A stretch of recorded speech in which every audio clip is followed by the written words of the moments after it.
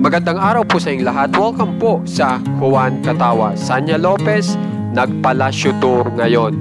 Liza Soberano, nag-Coachella Music Festival sa ibang bansa. Kim Chiu, di makapaniwala sa inihanda sa kanya ngayon. Alamin po natin lahat yan dito sa video natin.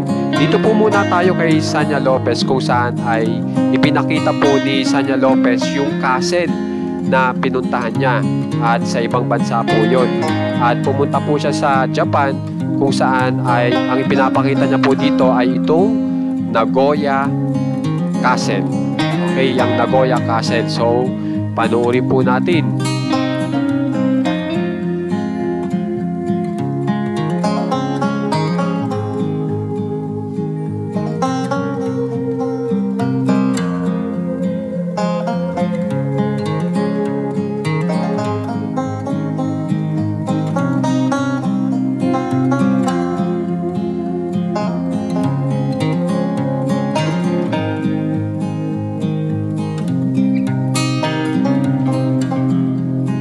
So ngayon naman po, punta naman po tayo kay Ma'am Liza Soberano kung saan ay ito po yung kanyang suot noong umattend po siya ng Coachella Music Festival. At makikita nyo rin po dito yung mga kasamahan niya.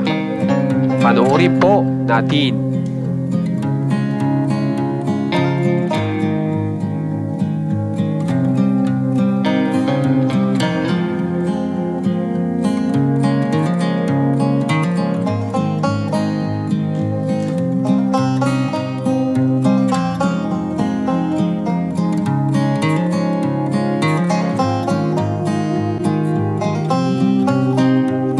Ngayon naman po, dito na po tayo kay Kim Chiu kung saan ay nagulat po sa inihanda sa kanya na kung saan ay yan po ay nangyari sa mamahaling restaurant. Okay?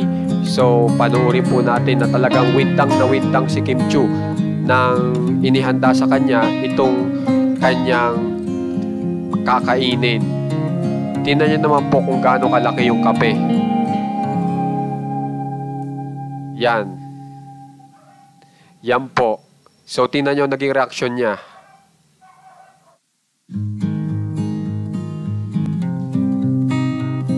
Yan. Natawa na lang po si Kim Chiu at talagang nawintang po siya sa isinerve sa kanya na pagkain. Kaya naman po kung gusto nyo pong ma-update sa mga famous celebs ng Pinas, alam nyo na pong gagawin. Subscribe lang po kayo sa ating channel na Juan Katawa. Share your love. Share your blessings. Maraming salamat po.